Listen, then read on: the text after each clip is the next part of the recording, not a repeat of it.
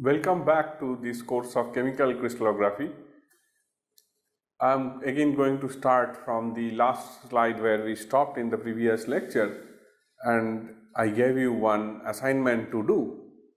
So here we have a plane marked as blue and it has intercepts only along z axis.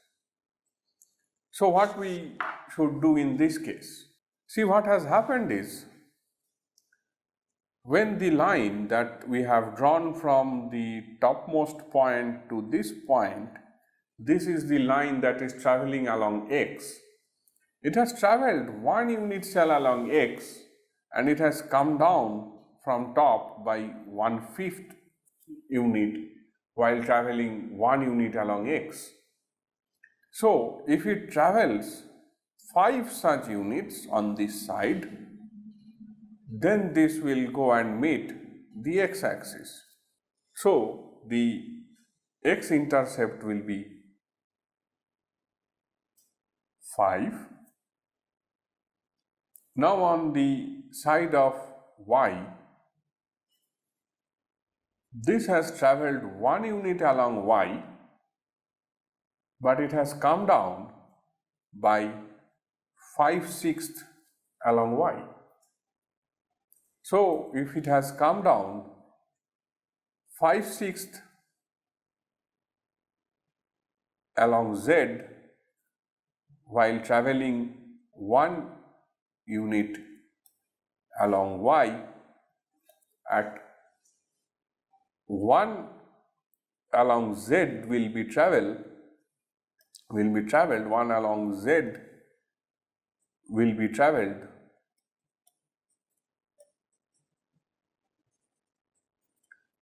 in 6/5 unit along y. So, the y-intercept will be 6/5, and from this point the intercept on z is 1. So, these are the actual intercepts.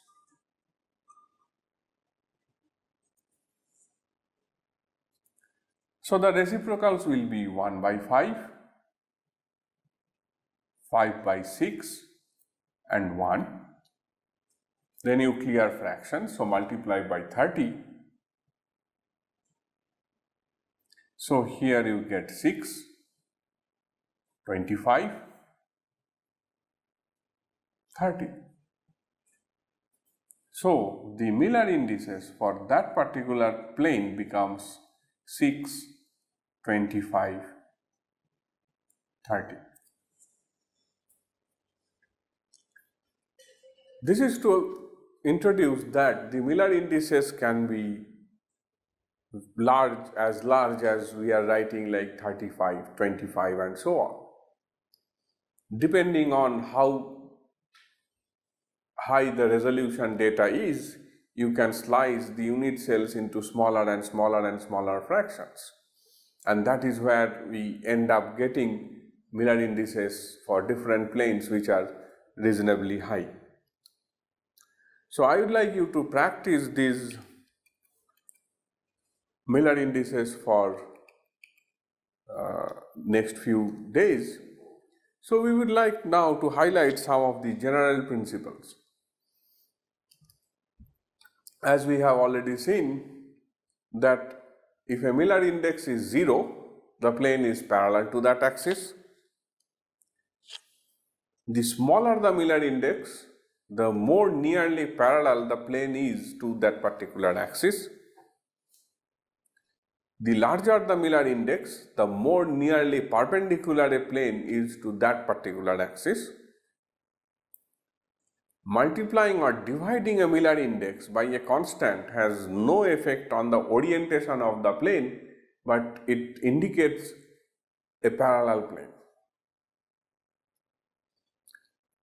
Miller indices are almost always small for routine data because we are only looking at a very small fraction of the 2 theta angle at which we collect the data. So for your homework, which I would like you to try to draw different planes like 1 0 0, 2 0 0, 1 2 bar 1, 1 2 1, 1 1 1 bar kind of planes, and practice drawing these different planes within the lattice, within the unit cell.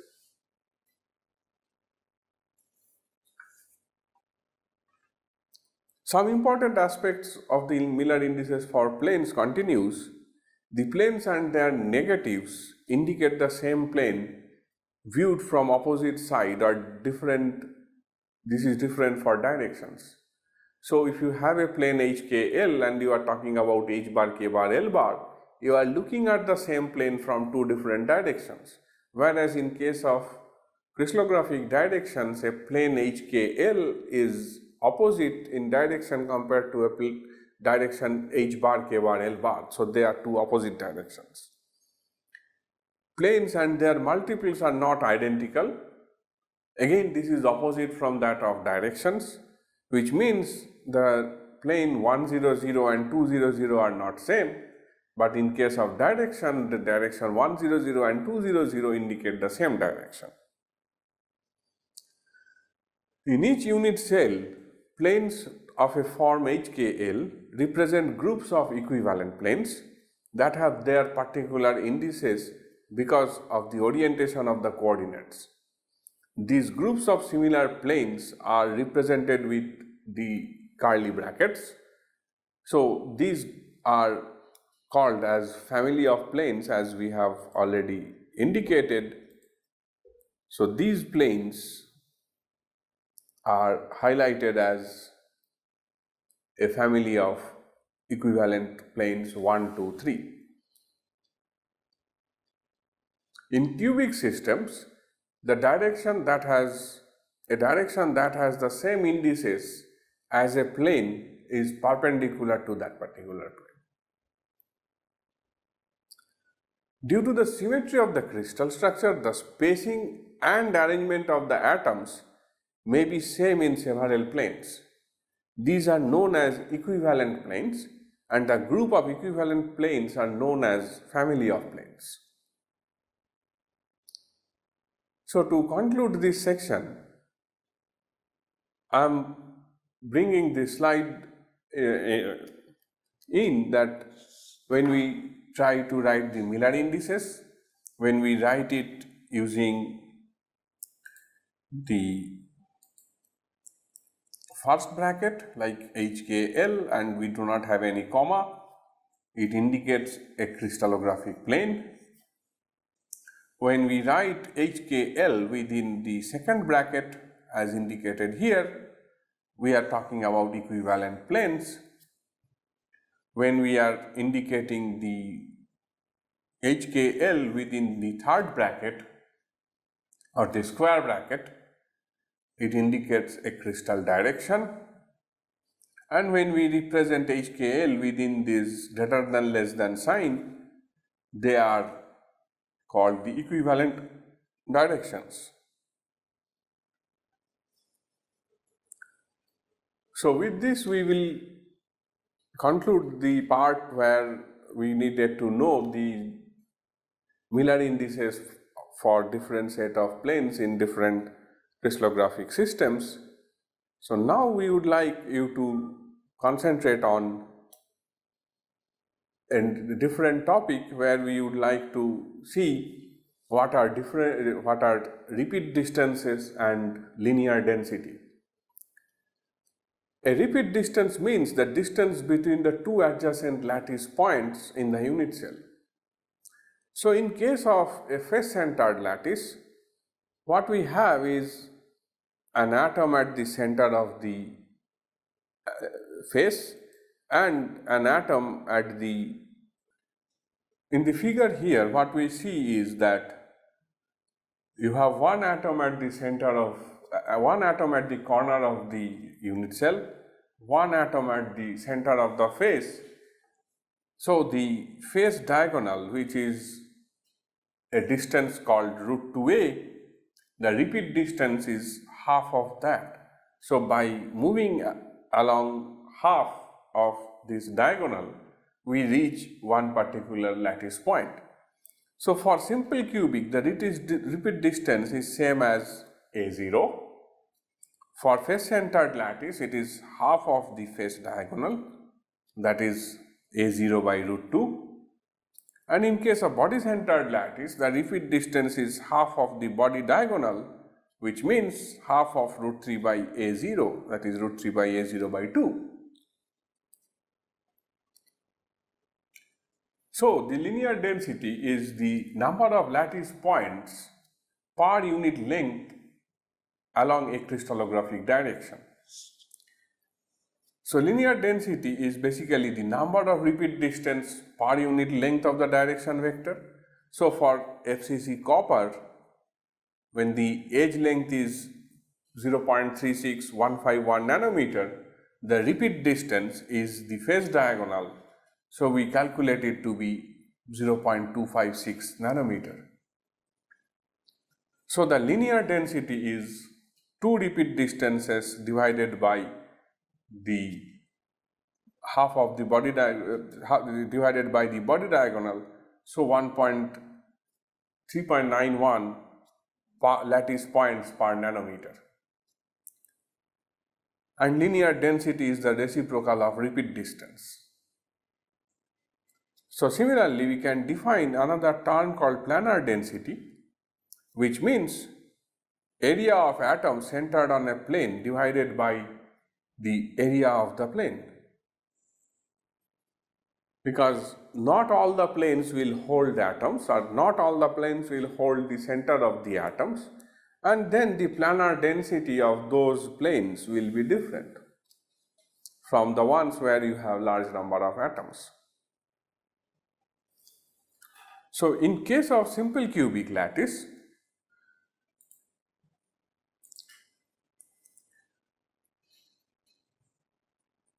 which means it is a primitive lattice, and in that case what we have is that the 8 corners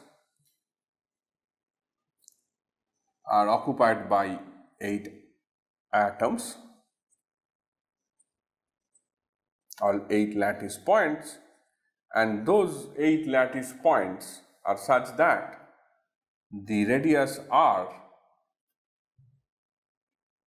is such that it touches the 2 surfaces, which means if I just draw one particular plane of the face, it should look like this.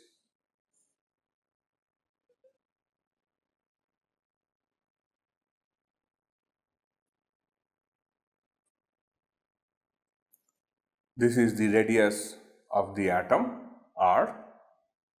That means 2r equal to A0. Now for this particular face, the area is A0 square, and we have 1/4 contribution from 4 atoms. That means we have contribution from 1 atom, and the area of that atom covered on that plane is the following. Area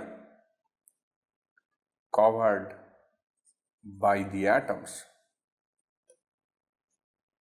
is nothing but pi r square, because it is equivalent to 1 atom, because you have 1/4, 1/4, 1/4, 1/4.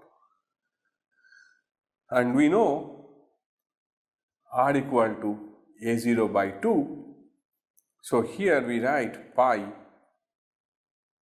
A0 by 2 square, that means half pi A0 square. So the planar density for this 1, 0, 0 set of planes, which are the faces, would be the area covered by the atoms, half pi A0 square divided by A0 square. So this is nothing but equal to half pi. So now if I want you to determine the planar density for the 110 plane. How should we do that? We first should draw the 110 plane with the atoms placed on that. Along this edge, which is A, these two atoms are going to touch each other. So we write it like this. But along the face diagonal they don't touch, so there is a gap. Now, what is the length of the face diagonal? The length of the face diagonal is root 2a, or rather root 2a0. So what is the area of this face?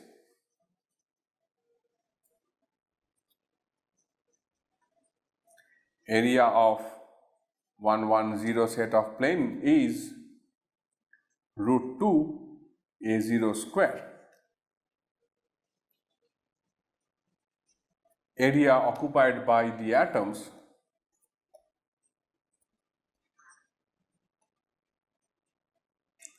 is equal to, once again, pi r square, which is equal to pi a0 by 2 square, that is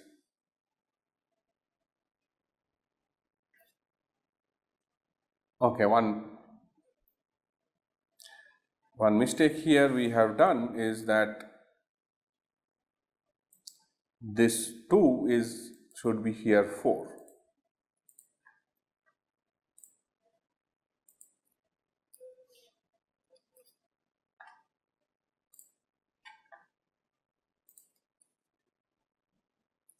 So 1/4 comes here.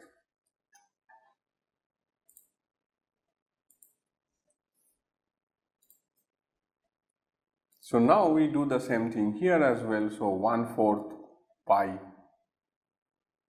a0 square. So the corresponding planar density will be 1/4 pi a0 square divided by root 2 a0 square, which means pi by 4 root 2. So now we see that the planar density of 100 plane and 110 plane are different.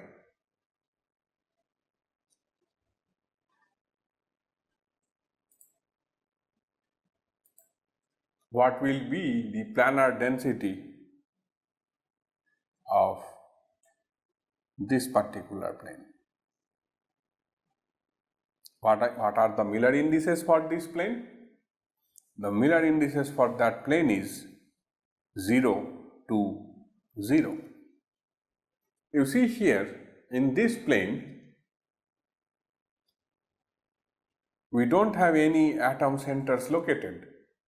That means no atom has contribution on this plane if we consider hard sphere. So the planar density is going to be 0.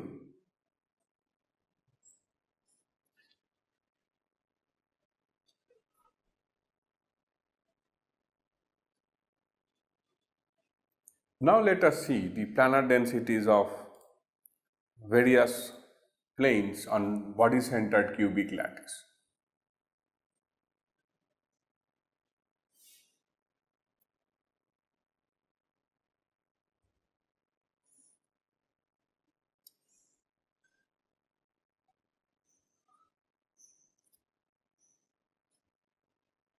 In case of body-centered cubic lattice, we have atoms at 8 corners and the atom is located at center of the unit cell.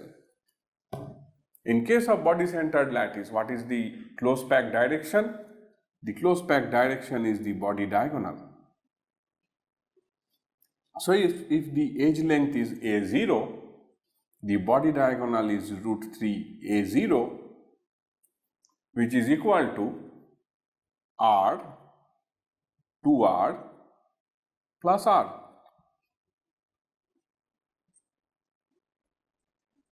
which is equal to 4r. So r equal to root 3 by 4 a0.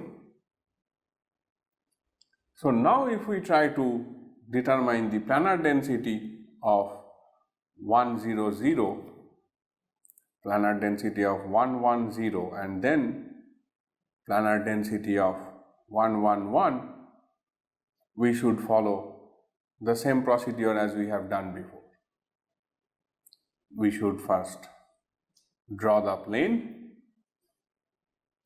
and in this case, since the body diagonal is the close pack direction, the atoms do not touch along the edge, so we should draw it like this. The area of this surface is nothing but a0 square. Area of atoms is nothing but pi r square. So the planar density is equal to pi r square by a0 square, but now r is equal to root 3 by a0, root 3 by 4 a0. So pi 3 a0 square by 4 a0 square, which is equal to 3/4 of pi.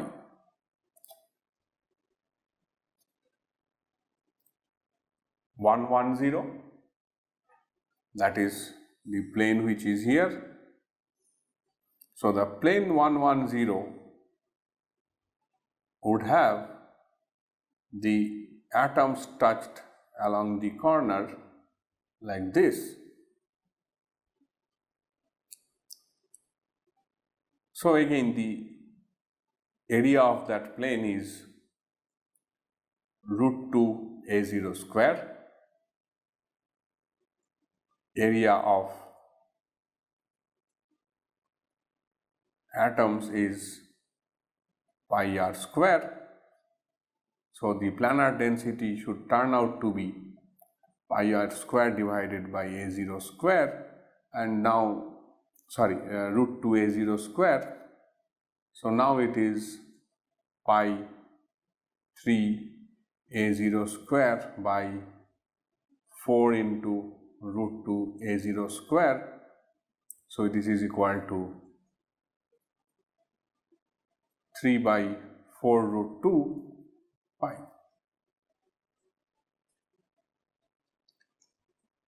Now the point is going to be interesting for planar density of 111 plane.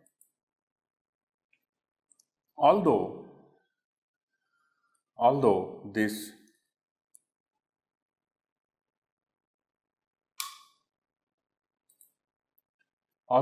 body center atom, which is at half is located at the center of the unit cell, this atom does not have its center on the 111 plane.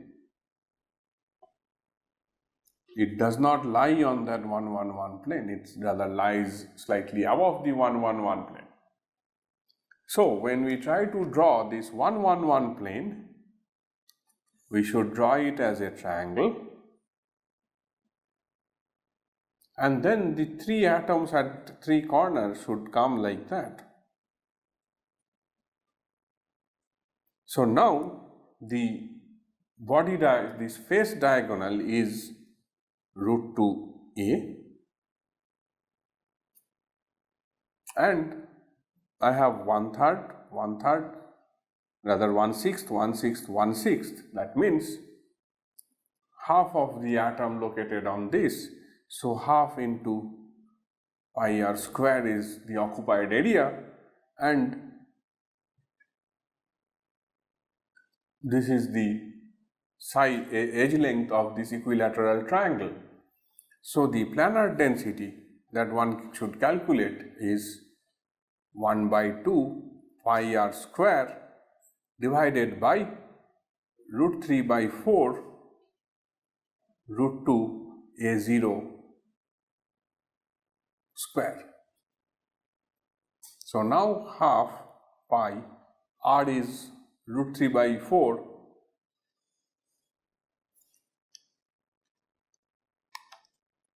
So 3 by 16 a0 square and root 3 by 4 2 a0 square.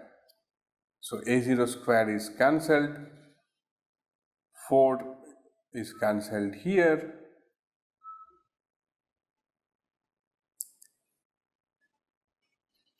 So here what we get is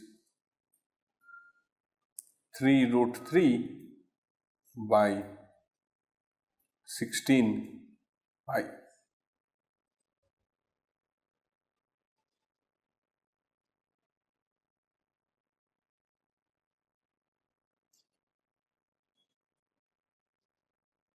So this is the planar density for the 1-1-1 plane in body-centered cubic lattice.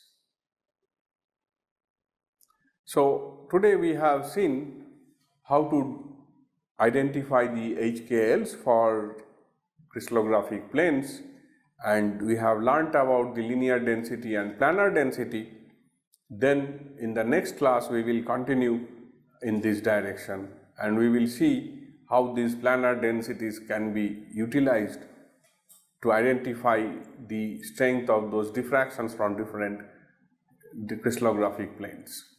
Now let us try to work out the planar density of body-centered cubic lattice, and we will try to see how the planar density changes for different planes like 100, 110 and 111 planes. So let us first draw the body-centered lattice. As you know, the body-centered lattice has 8 lattice points at 8 corners and a lattice point at half, half, half.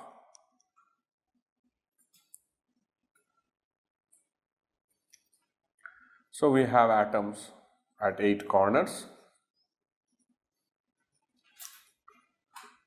and at the center of the lattice. So in case of body-centered lattice, the close pack direction is the 1-1-1 direction, that is the body diagonal.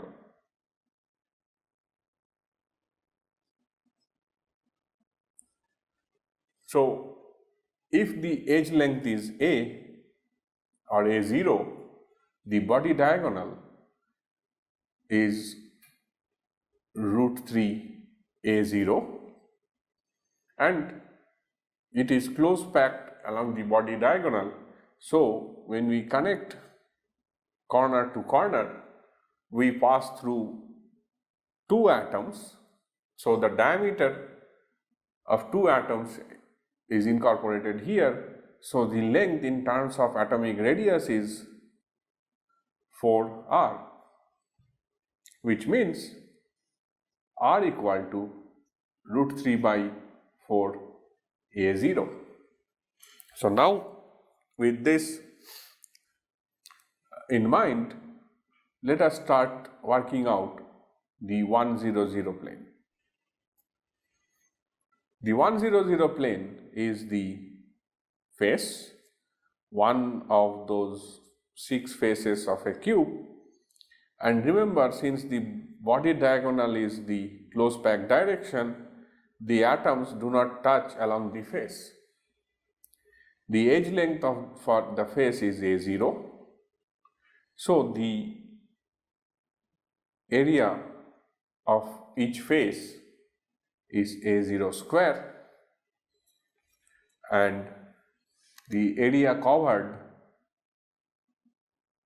by the atoms is nothing but pi r square, because 1/4, 1/4, 1/4 and 1/4 gives you pi r square, which is equal to pi r square is root 3 A0 by 4 whole square, which is equal to 3 A0 square by 16 pi.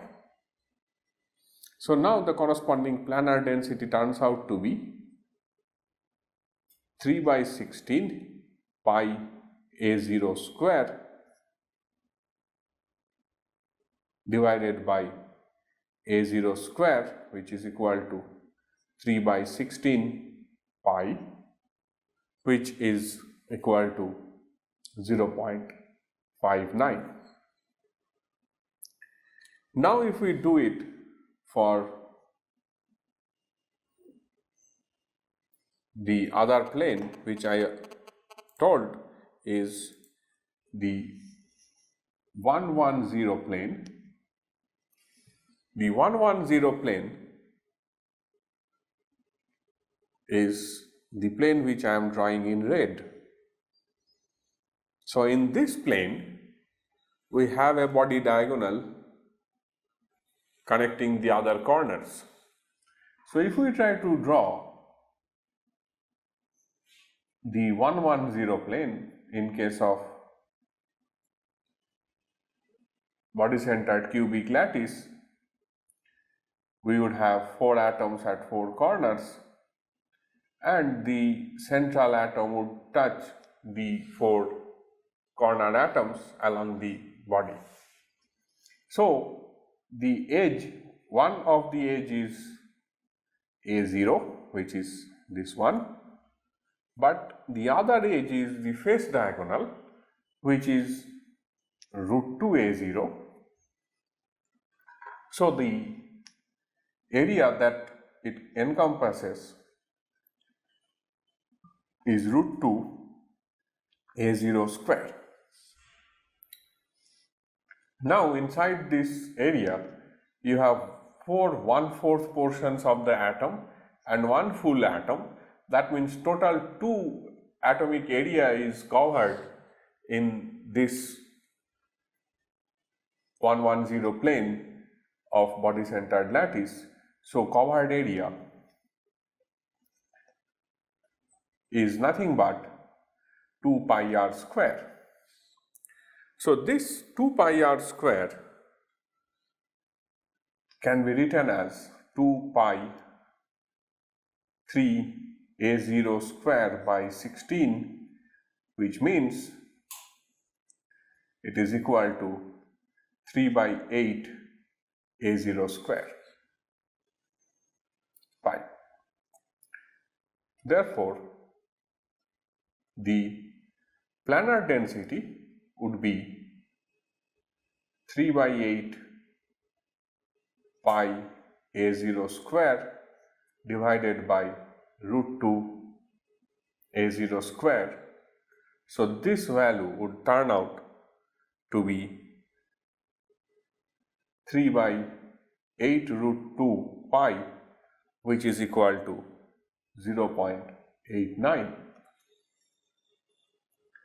So now let us see what happens if we try to do the same for the plane 111.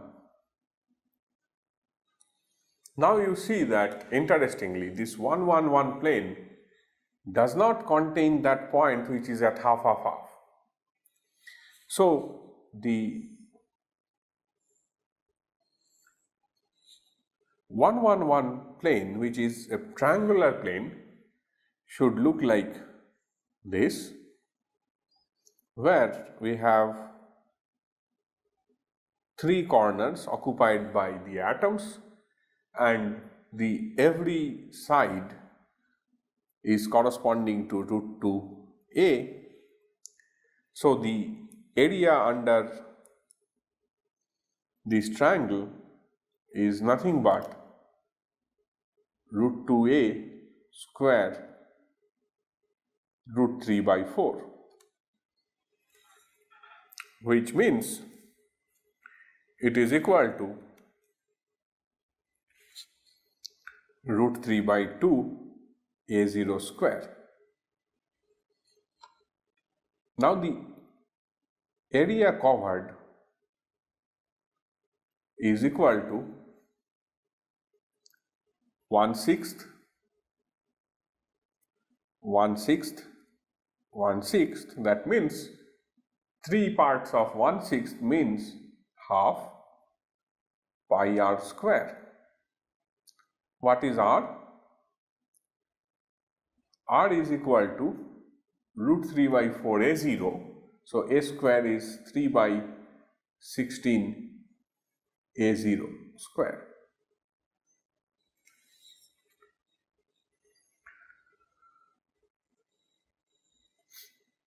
That means the planar density is equal to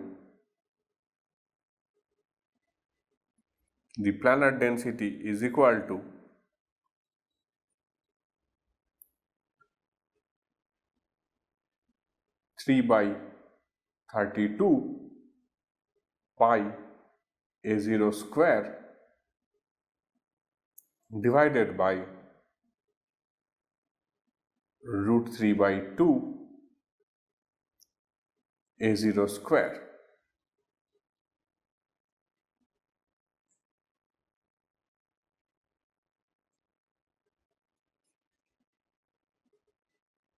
So you can work it out. So it is equal to root 3 by 16 pi,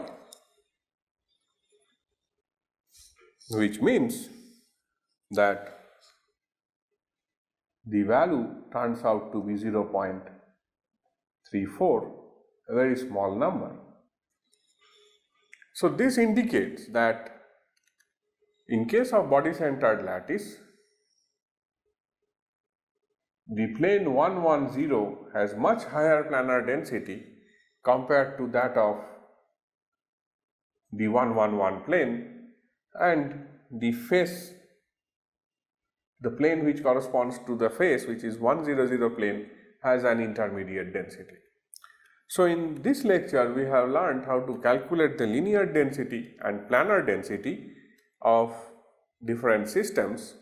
So what I would like you to do yourself is to calculate the planar density of face-centered cubic lattice for the planes 100, 110 and 111 and compare their values yourself.